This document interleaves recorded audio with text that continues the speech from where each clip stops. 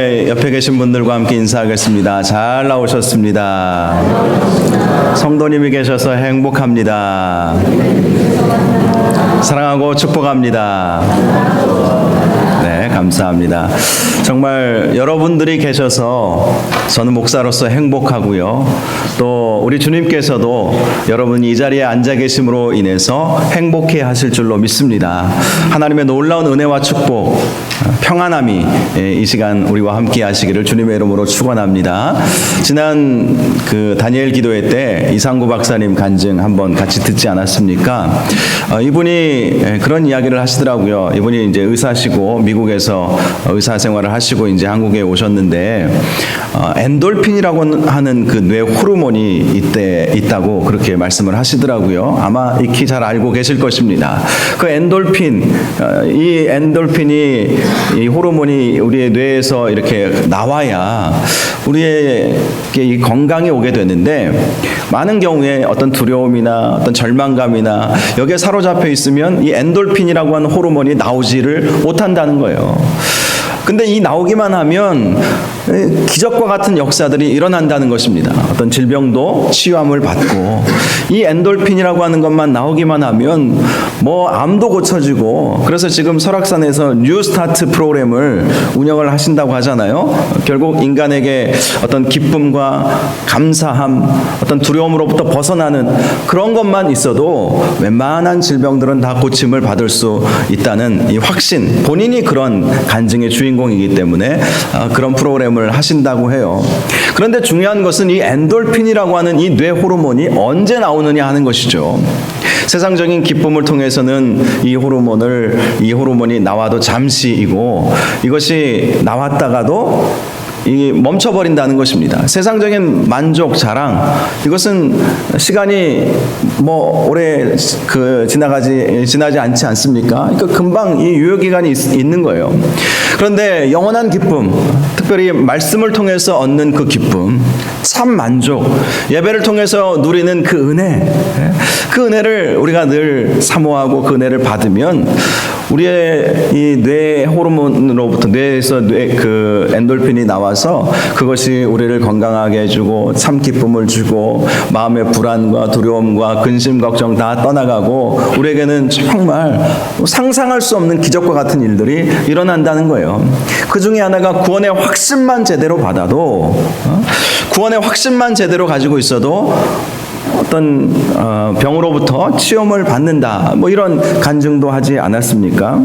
정말 그런 것 같습니다. 우리가 신앙생활을 할 때에 정말 은혜 받고자 하는 마음, 은혜를 사모하는 마음, 하나님께서 나를 사랑하신다는 그 확신, 나는 구원 받았다, 예수 그리스도께서 나를 대신해서 십자가 달려 돌아가심으로 말미암아 내가 할 수 없는 그 일을 우리 주님께서 해주셨다는 그 믿음과 확신을 가지고 나아가는 것이 정말로 중요하다는 것입니다.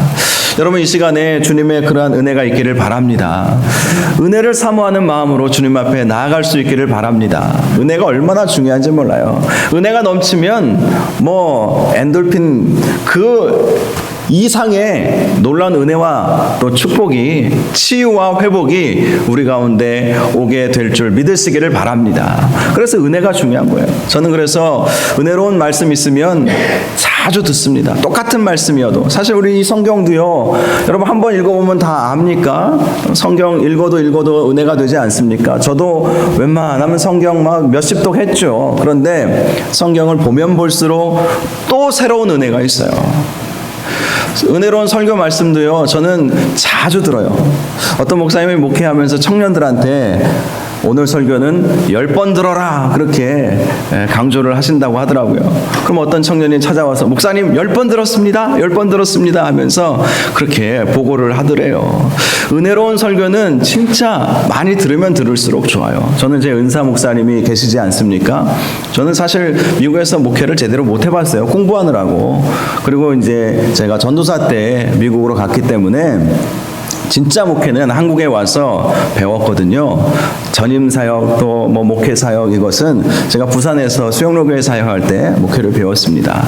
그래서 때로는 제가 많이 위축되고 목회하기가 어렵고 갈피를 잘 못 잡을 때에 그 정 목사님, 정필도 목사님 설교를 자주 들어요. 어떤 설교, 어떤 강의는 정말 수십 번도 더 들었을 거예요. 그런데 희한하죠. 들으면 들을수록 내가 놓쳤던 부분들이 다시 한번 들려지는 거예요. 이번에 다니엘 강사님들 여러분들에게 어떤 분을 이렇게 우리가 매일 할 수 없기 때문에 어떤 간증을 같이 들으면 좋을까? 그러면서 제가 듣고 또 듣고 어떤 간증은 막 3-4번씩 들었어요. 비교하면서 시간은 한정되어 있고 어떤 설교를 어떤 간증을 여러분들과 함께 나누면 더 큰 은혜가 될까? 그런데 여러분 제가 더 큰 은혜를 받더라고요. 은혜로운 간증 여러분 웬만하면 한두 번씩 다 들어보셨던 분들 아니십니까? 그런데 그 간증 똑같은 간증이라 할지라도 말씀을 들으면 들을수록 은혜를 받으면 받을수록 행복이 오고 기쁨이 오고 참 만족이 오게 되는 것입니다. 여러분 은혜를 사모하시기를 바랍니다. 은혜가 우리에게 이 뭐 뇌 호르몬이 뭐 나와서 우리를 건강하게 해줄 뿐만 아니라 진짜 우리에게 평안을 주는 거예요. 그래서 은혜를 받고자 하는 마음, 겸손한 삶의 자세, 정말 하나님을 향한 뜨거운 열망, 이런 마음으로 주님 앞에 나아갈 수 있기를 주님의 이름으로 축복합니다. 한 주간 정말 피곤하고 힘드셨을 텐데 이 자리에 나와 계시는 것이 얼마나 큰 은혜요 축복인지 모릅니다. 여러분은 적어도 이 자리에 지키시기 위해서 집에서 뭐 적어도 한 30분은 잘 준비하시고 그렇게 나오시지 않았겠습니까? 뭐 꽃단장도 좀 하시고 옷도 좀 잘 차려 입으시고 그렇게 또 걸어서 차를 가지고 이곳에 오신 것, 이 1시간의 예배를 위해서 여러분이 투자한 시간이 얼마예요? 도대체 굉장히 많은 시간을 사실은 투자한 것이죠. 하나님께서 그것을 기뻐하실 줄로 믿으시기 바랍니다. 하나님이 얼마나 기뻐하시겠어요. 이 시간에 정말 주님의 놀라운 은혜와 축복이 여러분과 함께 하셔서 우리의 삶에 놀라운 기적과 같은 역사들이 일어나기를 주님의 이름으로 축원합니다. 특별히 삶의 태도에 있어서 가장 중요한 것은 겸손의 마음입니다. 마태복음 11장 29절 말씀을 보면 나는 마음이 온유하고 겸손하니 나의 멍에를 메고 내게 배우라. 그리하면 너희 마음이 쉼을 얻으리니 라고 말씀하고 있죠. 우리 주님은 마음이 온유하고 겸손하다. 그 주님의 온유함과 겸손함을 배우게 되면 우리의 마음에 쉼을 얻을 수 있음을 말씀하고 있어요. 참 평안과 참 기쁨과 참 만족을 얻을 수 있게 될 것입니다. 깊은 산 속에 고요한 연못이 있었습니다. 아침 햇살이 내려올 때 많은 짐승들은 이 연못으로 물을 마시러 내려왔습니다. 저마다의 몸짓을 해가며 그 물을 마시고 있었습니다. 그 중에 사슴 한 마리가 있었습니다. 그 사슴은 고요하게 드리운 연못 그림자를 보면서 자기 뿔을 비추어 보았습니다.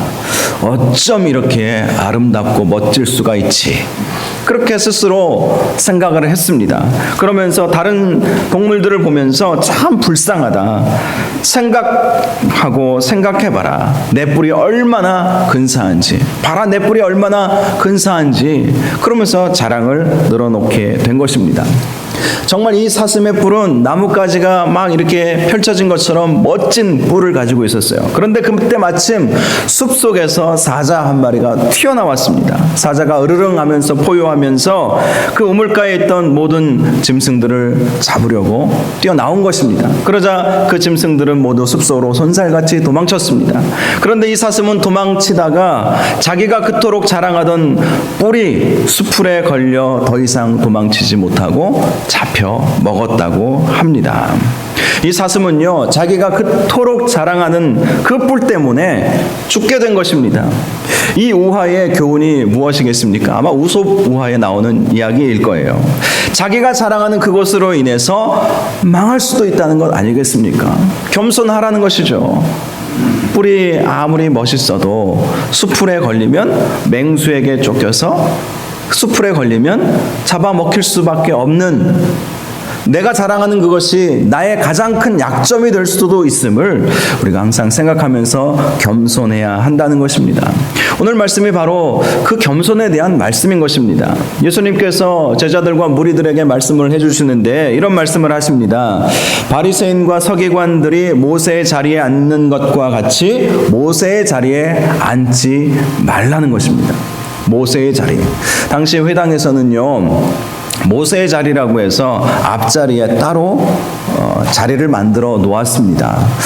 오늘날 교회가 그런 교회는 잘 보지를 못했던 것 같아요. 근데 예전에 제가 어렸을 때만 해도 교회들을 가보면 꼭 장로님석에 있어요. 장로님석. 성가대석은 당연히 있고 장로님석에 딱 그 앞에 이렇게 있어요. 그러면 장로님들이 이제 거기서 앉아서 예배를 함께 드리는, 물론 그 의도가 있겠죠. 장로님들이 예배의 본을 보이고 또 책임감을 가지고 함께 목사님과 교회를 잘 섬겨나가라는 그런 의미를 가지고 있지 않겠습니까? 자, 옛날에 이제 그런 장로님석이 있었던 것처럼 그 유대인들의 회당에는 앞자리에 모세의 자리가 있었어요. 요세푸스라고 하는 역사가에 의하면 사람들이 그렇게 자리를 만들어 놓은 것은 그들의 정통성을 계승하려는 목적을 가지고 있었다라고 말하고 있습니다. 역사적으로. 그래서 이 자리는 모세의 자리, 이 자리는 뭐 어떤 선지자의 자리, 뭐 이렇게 사람들이 자리를 만들어 놓았다는 거예요. 한마디로 바리새인과 서기관들은 모세의 자리에 앉으면서 자기 자신을 모세의 정통성을 계승하고 있다, 그렇게 보여주기를 원했다는 것입니다. 그런데 예수님이 말씀하시죠. 그들이 말하는 바는 행하고 지키되 그들이 하는 행위는 본받지 말라. 그들의 말은 정말 주옥과도 같은 말들이 많이 있었어요. 그들의 말에는 흠이 별로 없었습니다. 그들이 정말 율법을 지키기 위해서 613개의 조항을 만들지 않았습니까? 그리고 정말 신실하게 그 율법을 잘 지켰어요. 지키지 아니하면 스스로 바리새인이라고 호칭할 수도 없었고 남들이 바리새인이라고 불러주지도 않았습니다. 정말 말에 있어서 행동에 있어서 그들은 참 경건하게 살려고 노력했던 사람들이었습니다. 그런데 예수님이 뭐라고 말씀하십니까? 그들이 말하는 바는 행하고 지키되 그들이 하는 행위는 본받지 말라라는 것입니다. 말과 행동이 사실은 달랐다는 거예요.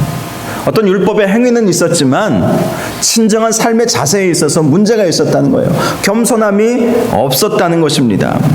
그 구체적인 예가 4절에 잘 나와 있어요. 그들은 무거운 짐을 묶어 사람의 어깨에 지우면서 자기는 손가락도 안 움직이려 한다는 것이었습니다. 보통 입으로 일하는 사람들 있죠. 이렇게 해라 저렇게 해라. 특별히 높은 자리에 올라가면 갈수록 입으로 일하지 않습니까? 제가 이 말씀 들으면서 얼마나 찔렸는지. 입으로 제가 제일 많이 아마 우리 교회에서 일할 거예요. 입으로 이거 하십시오, 저거 하십시오, 이거 섬기십시오, 저거 섬기십시오, 청소하십시오, 뭐 식당 봉사하십시오. 저는 청소도 하나도 안 하면서 얼마나 찔렸는지 몰라요. 혹시 여러분 가운데 입으로 일하시는 분들 계십니까? 한 분도 안 계실 거라고 저는 생각을 합니다. 이 바리새인들이 입으로 일했다는 거예요. 입으로만. 몸은 하나도 까딱하지 아니하고 입으로는. 어떤 분이 그런 얘기 하시죠. 천국 갔더니 다 주둥이만 있더라. 말은 얼마나 잘하는지. 예수 믿는 사람들이. 물론 뭐 천국에 입만 있으면 뭐 천국이겠습니까? 무섭지 않, 생각만 해도 끔찍하지 않습니까? 그래요. 그게 이제 우리의 어떤 말만 하는, 말은 참 잘하는데 행동이 뒤따르지 않은 그 모습을 어떤 예화를 통해서 말씀해 주는 것이겠죠. 자, 그들은 또 5절에서 7절 말씀을 보면 여러 가지 그 행위를 통해서 자기 자신을 막 드러내고 막 자랑하는 그 모습들이 나타나는데요. 5절에 보니까 그들은 경문띠를 넓게 했다라고 말씀하고 있습니다. 경문띠. 이 경문띠는요, 헬라어로 필랍테리온이라는 단어를 쓰는데 보호물, 호신패 혹은 부적을 의미할 때 쓰는 단어입니다. 이스라엘 역사를 보면요, 이 경문띠를 바벨론 포로 이후에 이 경문띠를 차고 다녔다고 해요. 여러분, 바벨론 포로기 이후에 신앙에 걸출한 위인들이 많이 나타났고요. 전에도 제가 말씀드렸을 거예요. 이 구약 성경이 집대성된 때가 바로 바벨론 포로기 이후예요. 극심한 고난 가운데 있잖아요. 이스라엘 역사상 그들의 기억 속에 이민족에게 포로로 끌려가서 노예 신분이 되었던 거, 물론 과거 애굽의 노예 신분으로 있었던 때가 있었지만 그 이후로 하나님이 은혜 주셔서 모세를 통해서 출애굽하게 하시고 또 가나안 땅에 들어가서 나라를 만들게 하시고 다윗 시대, 솔로몬 시대는 최고의 강국을 이루지 않았습니까?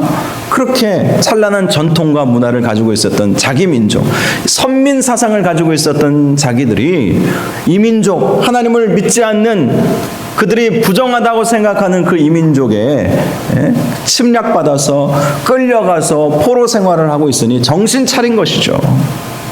고난이 오면 사람들이 정신을 많이 차리는 것 같아요. 그런데 더 좋은 것은 그러한 고난 오기 전에 정신 차리는 것임을 믿으시기 바랍니다.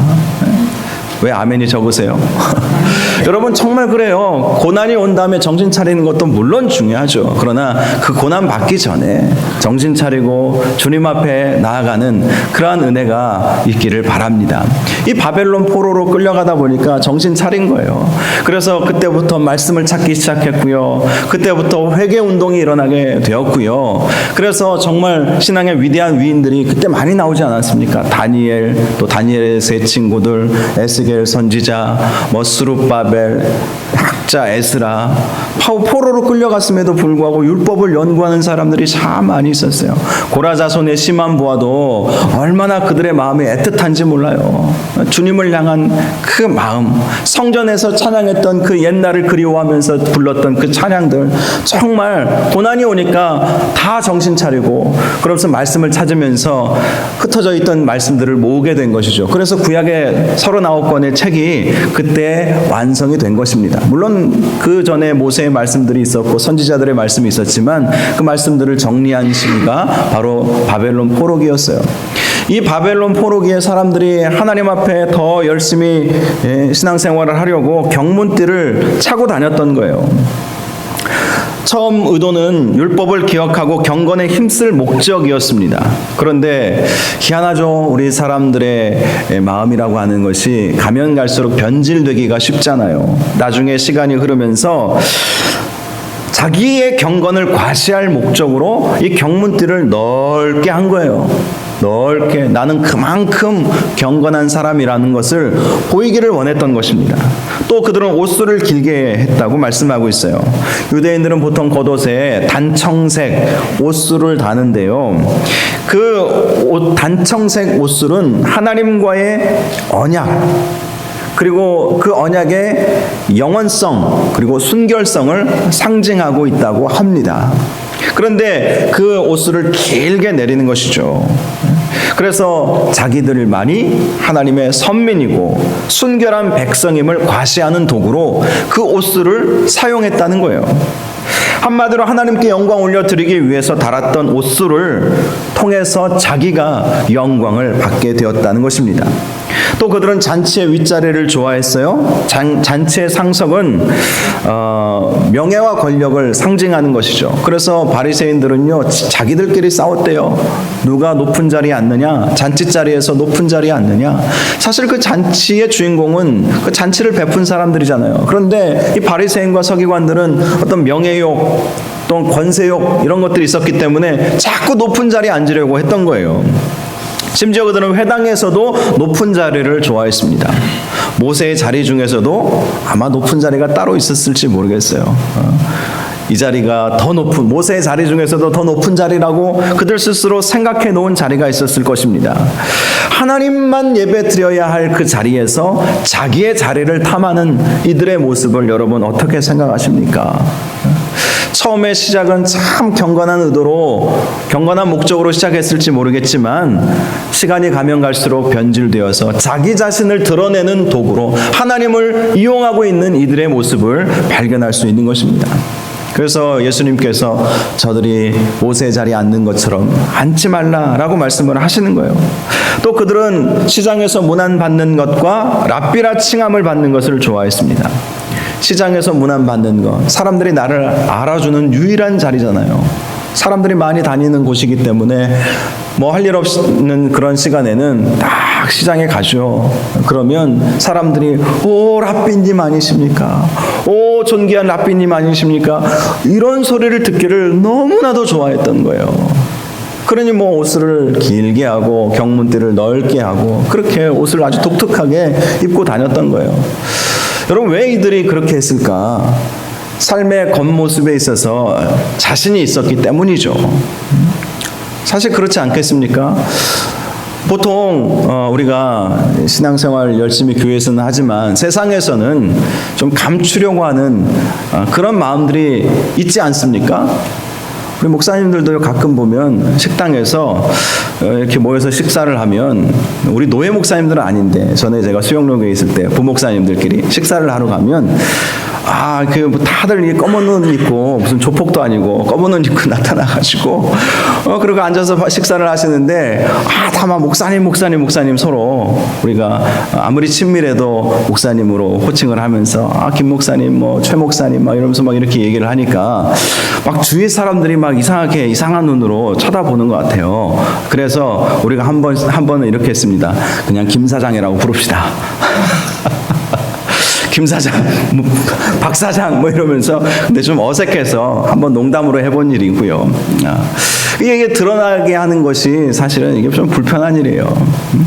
사실 우리가 살다 보면 얼굴 찡그릴 일도 많이 있잖아요. 그런데 한참 얼굴 찡그리고 지나가고 있는데 아이고 장로님 아니세요? 누가 그렇게 물어본다고 생각해 보세요. 막 끔찍하지 않습니까? 시장 가면은 물건값도 좀 깎고 싶은데 그래서 막 안 깎아주면 에이 아저씨 뭐 다른 사람 뭐 잘도 깎아주더만 이러면서 막 소리 지르고 있는데 아이고 권사님 아니세요? 누가 이렇게 물어보면 좀 뜨끔하지 않습니까? 그래요. 그래서 사실 우리가 이순신형 인간 신앙생활이 있다고 그러잖아요. 내가 예수 믿는 것을 알리지 말라. 그렇게 말하는 사람들이 있다고 하는데 여러분 그런데 이 바리새인과 서기관들은 막 알리기를 원했던 거예요. 그만큼 이 삶에 있어서 자신이 있었던 것이죠. 나만큼만 해봐라. 나만큼만 율법 지켜봐라. 나만큼만 살아봐라. 그런데 예수님이 말씀하시는 것은 그것이 교만이라는 것입니다. 교만이라는 거예요. 그래서 예수님이 말씀하시는 거예요. 8절 이하의 말씀을 보면 너희는 저들과 같이 되지 말라고 말씀하시면서 랍비라 칭함을 받지 말라라고 말씀을 하셨어요. 왜냐하면 선생은 하나요 너희는 다 형제이기 때문이다 라고 말씀을 하셨습니다. 선생은 하나라고 하는 이 하나는 누구를 말씀하시는 것일까요? 우리 하나님, 우리 예수 그리스도만이 진정한 우리의 선생이 되신다는 거예요. 그래서 스스로 랍비라고 칭함을 받지 말라는 것입니다. 두 번째는요, 땅에 있는 자를 아버지라 하지 말라라고 말씀을 하셨어요. 여러분 이 말씀을 혹시 오해하실 수도 있겠는데 육신의 아버지를 말하는 것이 아닙니다. 우리를 낳고 길러주신 아버지를 말하는 것이 아니라 땅의 아버지. 이 바리새인과 서기관들은요 자기 스스로 땅의 아버지라고 생각을 했어요. 하늘의 아버지는 하나님이시고 땅의 아버지는 자기들이라고 그렇게 생각을 했어요. 그렇게 존경받기를 원했던 것입니다. 그러나 예수님은 말씀하시죠. 그렇게 생각하지 말라는 거예요. 당시에 위대한 스승들, 율법 스승들, 어떤 학파의 창시자들을 땅의 아버지로 이렇게 사람들이 추앙을 했는데 그렇게 스스로 만들어 가지도 말고 그렇게 부르지도 말라. 아버지는 오직 우리 하나님 한 분이시기 때문이라고 말씀을 하셨습니다. 또 세 번째, 너희는 지도자라 칭함을 받지 말라라고 말씀을 하셨어요. 바리새인들처럼 그렇게 지도자라고 칭함을 받지 말라는 거예요. 지도자라는 말은 헬라어로 카데게타이라는 말을 씁니다. 이 뜻은요, 앞서간다, 안내한다라는 뜻을 가지고 있어요. 그래서 이 지도자라는 말은 자신을 따르는 제자들에게 완전한 모범이 되는 사람임을 말하는 것이었습니다. 완전한 모범. 그런데 예수님이 하시는 말씀은 오직 그리스도께서만이 우리의 모범이 되시기 때문에 그렇게 나를 완전한 어떤 표본으로 모범으로 그렇게 생각하거나 그렇게 부르도록 하지 말라고 말씀을 하셨습니다. 여러분 왜 예수님께서 이렇게 랍비라 칭함을 받지 말고 땅에 있는 자를 아버지라 부르지 말고 지도자라 칭함을 받지 말라고 하셨겠습니까? 그것은 이제 우리가 다음 주부터 더 구체적으로 살펴보겠지만 그러한 바리새인들에게는 화가 있기 때문입니다. 화 있을진저 13절에 보면 그들은 천국에도 못 가고 천국 가려는 사람들을 못 가게 만드는 사람들이라고 아주 강하게 말씀하셨어요. 하늘문을 들어가지 못하게 만드는 사람. 그런 교만으로 어떻게 하나님 나라 들어갈 수 있겠느냐. 만약에 너희가 그런 교만을 가지고 있으면 다른 사람들도 하나님 나라에 들어가지 못하도록 만들 뿐이다 라고 말씀을 하시는 것입니다. 화 있을징저. 성경을 보면 우리 앞에는 복과 화가 놓여져 있다고 말씀하십니다. 신명기 30장 15절 말씀. 보라, 내가 오늘 생명과 복과 사망과 화를 내 앞에 두었나니 라고 말씀하고 있어요. 저와 여러분은 생명과 복을 받으실 수 있기를 바랍니다. 결코 사망과 화가 임하지 않기를 주님의 이름으로 축복합니다. 목사로서 목회하면서 여러분을 위해서 기도할 때 저는 늘 이 기도를 드릴 수밖에 없어요. 생명과 복이 임하는 성도들 다 되게 하여 주옵소서. 결코 사망과 화가 임하지 아니하도록 보호하여 주옵소서. 여러분, 우리 앞에는 알게 모르게 이 생명과 화, 복과 화, 이것이 이 두 갈래 길이 있어요. 그렇다면 누가 생명과 복을 받겠습니까? 신명기 30장 16절에 보면 곧 내가 오늘 내게 명령하여 내 하나님 여호와를 사랑하고 그 모든 길로 행하며 그의 명령과 규례와 법도를 지키라 하는 것이니라. 주님의 말씀에 순종할 때에 우리에게는 생명과 복이 오게 된다고 말씀하고 있는 것입니다. 하나님 말씀 그대로 순종할 수 있기를 바랍니다. 우리 주님이 지금 말씀하시는 거예요. 무엇을 말씀하십니까? 우리가 화 있는 인생, 이 바리새인과 서기관들처럼 화 있는 인생, 자기도 화를 당하고 남들도 화를 당하게 만드는 그런 인생이 아니라 복 있는 인생이 되어야 한다는 거예요. 나도 복을 받고, 나 때문에 내 가족이 복을 받고, 내 이웃이 복을 받고, 나 때문에 이 민족이, 열방이 복을 받는 복의 통로가 되라는 것입니다. 그러려면 말씀에 순종하고 말씀대로 사는 것이 우리에게 필요하다는 거예요. 은혜가 충만한 삶을 살아가야 한다는 거예요. 말씀과 기도를 통해서 하나님의 은혜를 흠뻑 받는 삶을 살아야 한다는 것입니다. 그러면 내가 먼저 복을 받고 내가 받은 그 복을 나누어주는 축복의 통로가 될 수 있다고 말씀을 하시는 것입니다. 그러면서 우리에게 중요한 교훈을 말씀해 주시죠. 누가 복 있는 사람이냐, 누가 화가 없는 정말 축복을 받는 사람이냐 하는 것입니다. 바로 11절과 12절에 말씀해 주고 있습니다. 우리 중요한 구절이기 때문에 같이 한번 읽어보겠습니다. 시작. 너희 중에 큰 자는 너희를 섬기는 자가 되어야 하리라. 누구든지 자기를 높이는 자는 낮아지고 누구든지 자기를 낮추는 자는 높아지리라. 아멘. 섬기는 자가 되라 라고 말씀을 하시는 것입니다. 낮아지라는 것이죠. 자기를 낮추면 높아지고 섬기면 큰 자가 된다고 말씀을 하시는 것입니다. 이 말씀을 통해서 우리가 발견할 수 있는 것이 있어요. 우리 주님은 우리가 큰 자, 높은 자가 되기를 원하신다는 거예요. 믿으시기 바랍니다. 그 큰 자, 높은 자가 되는 비결을 말씀해 주시는 거예요. 그게 뭐예요? 큰 자가 되고 싶으면 섬기는 자가 되라. 높아지고 싶으면 낮아지라 라고 말씀을 하시는 것입니다. 그렇지 않았다면 그런 말씀을 하지 않으시고 그냥 너희는 낮아져라, 너희는 섬겨라, 너희는 희생하라, 헌신하라, 그렇게 끝나셨을 거예요. 그런데 주님은 말씀하세요. 높아지려면 낮아지고 큰 자가 되려면 섬기고, 그 말씀을 하셨어요. 우리 주님의 마음은요, 우리가 큰 자가 되기를 원하는 마음을 가지고 계십니다. 이걸 믿어야 돼요, 여러분. 이 믿음을 가지고 있어야 돼요. 우리 주님은 우리가 어디 한쪽 구석에 찌그러져 가지고 아무런 소망도 없는 그런 삶을 살기를 결코 원치 아니하십니다. 이런 믿음을 가지시기 바랍니다. 우리 주님의 마음이 무엇일까요? 하나님의 자녀인 저와 여러분이 어떤 삶을 살기를 원하실까요? 저도 아이들을 키워보니까 아이들이 정말 잘 되기를 원해요.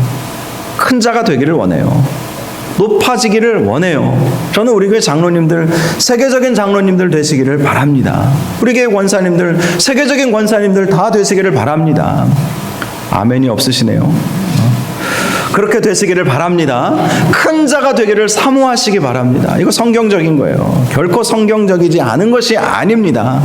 하나님은 하나님의 자녀인 저와 여러분이 높아지고 크기를 원하시는 거예요. 세상에서 인정받고 하나님께도 물론 인정받아야 되겠지만 정말 우리가 그 믿음이 성장하고 많은 사람들에게 영향력을 끼치는 그런 간증의 주인공들, 그렇게 되기를 원하신다니까요. 이번에 다니엘 기도회, 작년부터 우리 교회가 100% 다 동참은 하지 않았지만 다니엘 기도회 간증하시는 분들 평범한 분들입니다. 대단한 사람들 아니에요. 큰 거물급 정치인들 이런 사람들이 온 것도 아니고요. 대기업의 CEO들 찾아온 것도 아닙니다.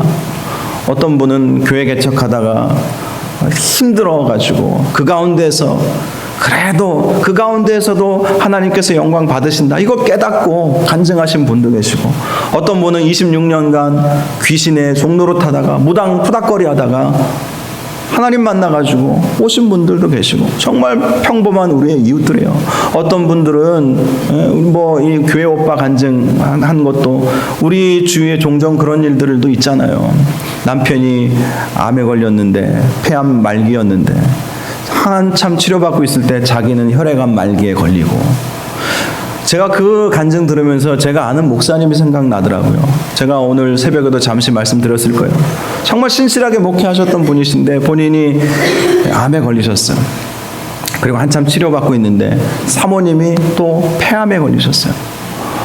와, 이런 일들. 그런데 그 가운데서도 믿음으로 극복하고 믿음으로 이겨내고, 그분이 외국에서 이민교회 목회하시다가 이제 한국에 오셔서 지금 한국에서 목회하시는데 다시 건강 회복하시고, 사모님은 조금 다시 재발을 하셨다는 얘기도 제가 들었어요. 그래서 한참 또 다시 치료받고 있는데 기도하면서, 사실 우리들의 일상의 모습이에요. 평범한 분들의 모습이에요.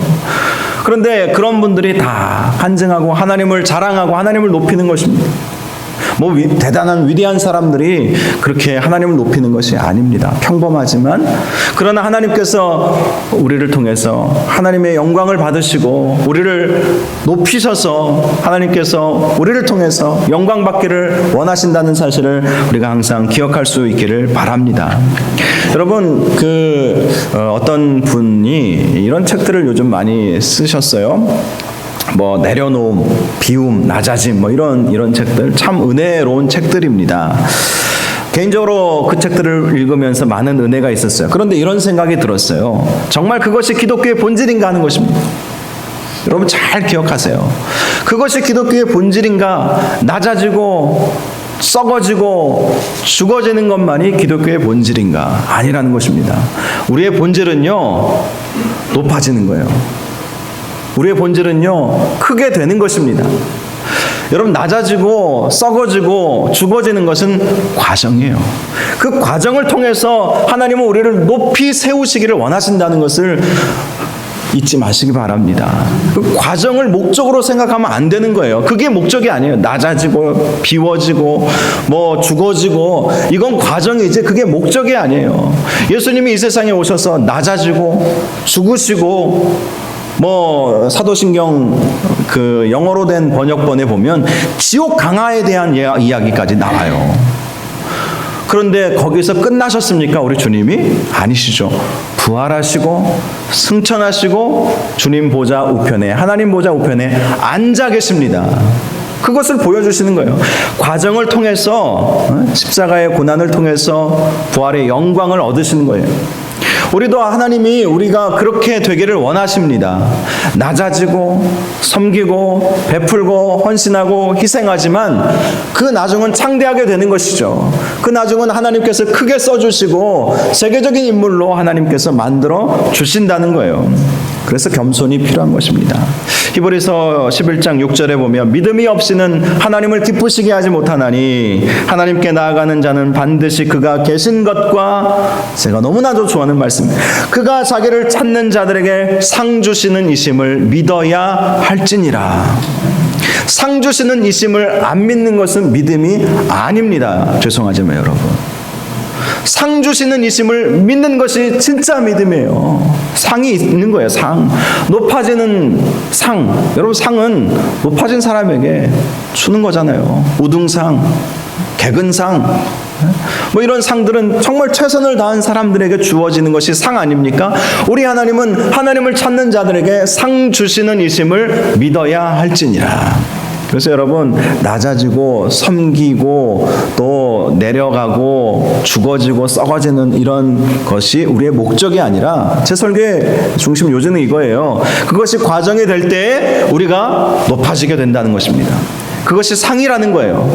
그런 은혜가 우리에게 있어야 한다는 것입니다. 그런 은혜를 사모할 수 있기를 주님의 이름으로 축복합니다. 겸손해지면 하나님의 겸손한 그를 높이시는 거예요. 나는 마음이 온유하고 겸손하니 내게 배우라. 그러면 너희 마음에 쉼을 얻으리니, 진정한 쉼과 평안과 은혜가 낮아지는 성도들에게 오게 되는 것입니다. 이민교회에서 목회하고 계시는 강준민 목사님이라는 분이 계세요. 제가 미국에서 공부할 때 잠시 사역을 안 하고 있을 때 이 교회도 한 몇 달 제가 다녀서 이 목사님 설교를 좀 들어보았는데요. 그분 책을 제가 읽으면서 참 이 겸손에 대해서 아주 주옥 같은 말씀이 있어서 함께 나누기를 원합니다. 이런 말씀을 하시더라고요. 우리는 늘 겸손한 성품에 관심을 가져야 합니다. 왜냐하면 조금만 무관심하면 교만이라는 잡초가 자라기 때문입니다. 모든 잡초가 그러하듯 잡초는 좋은 씨앗들을 쉽게 헤쳐버립니다. 겸손은 아주 피기 어려운 꽃이요, 아주 힘들게 맺는 열매와 같습니다. 그러므로 주의를 기울여 겸손이란 성품을 가꾸어야 합니다. 여러분, 겸손이란 성품을 가꾸면 많은 열매를 맺게 될 것입니다. 믿음이라고 하는 것도 사실 겸손해야 얻을 수 있는 거예요. 겸손한 사람이 믿게 되죠. 지난 이상구 박사님 간증 통해서 한 가지 제가 깨달았던 거, 그분이 암 공포증에 걸려가지고 정말 두려움에 매달릴 때, 두려움에 사로잡혀 있을 때 자기 자신이 한심했대잖아요. 아니, 의사고 세브란스 병원, 세브란스 의과대학 졸업하시고 미국에서 내과 의사 면허 취득하시고 지금이야 뭐 한국 면허로 미국에 뭐 최근에 의료법 개정을 해서 한국 면허로 미국에서 개업을 할 수 있다고 하는데, 당시에는 제가 미국에서 공부할 때만 해도 안 그랬었거든요. 한국에서 의사여도 미국에서 의사 면허 따로 따야 됩니다. 그만큼 또 공부를 해야 되는 거예요. 그래서 미국에 가서도 의사 또 열심히 면허 따기 위해서 공부하셔가지고 의사 생활을 하시고 돈도 많이 벌었다고 그랬잖아요. 그래서 벤츠 하나 사가지고 막 자랑하고 다니고 싶었는데 안 알아줘가지고 막 그것 때문에 막 속상하고, 막 미국 사람들은 벤츠를 샀는지 다른 소나타를 모는지 관심도 없다고 하지 않습니까? 오로지 한국 사람들만 관심을 가지니까 내가 벤츠 샀다, 그리고 내가 이만큼 돈을 많이 벌고 있다 자랑하고 싶어가지고 동창회, 그 가지 않았던 동창회도 막 가가지고 갔더니 날은 어두워지고 자기 차가 벤츠인지 뭔지 안 보여가지고, 그래서 은근히 막 다른 사람이, 친구들이 오기를 막 기다렸다가 추운데 떨면서 이게 뭐 하는 짓인가? 내가 그렇게 이 벤츠 산 게 그렇게 자랑할 거린가? 그러면서 추위에 떨면서, 근데 마침 한 사람이 와가지고 그 차를 딱 보더니 야, 벤츠 아니야? 이러면서 막 그렇게 막 하더니 그 사람이 화장실 같아서 안 나오는 것도 스트레스 받았다고 그러잖아요.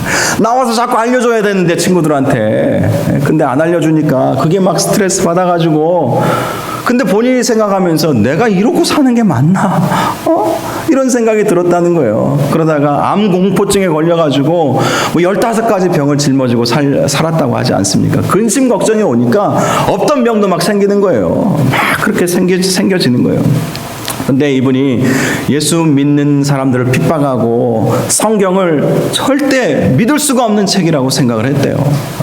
그래서 예전에 대학 다닐 때 어떤 친구가 성경책을 줬는데 성경책을 딱 펼쳐보니까 아담이 950세를 살고 죽었더라, 이 말씀 보면서 이건 말도 안 되는 짓이라고, 말도 안 되는 일이라고 하면서 찢어버렸다고 하지 않습니까? 근데 자기가 암 공포증에 걸려갖고 죽게 되었을 때에, 그때 하나님께 혹시 하나님은 살아계시는지 모르겠다라는 마음으로, 하나님 살아계시면 저에게 말씀해 주세요 라고 하면서 성경책을 펼쳤더니 자기가 수십 년 전에 보았던 그 말씀이 그대로 보여지더래요. 아담이 950세를 살고 죽었더라.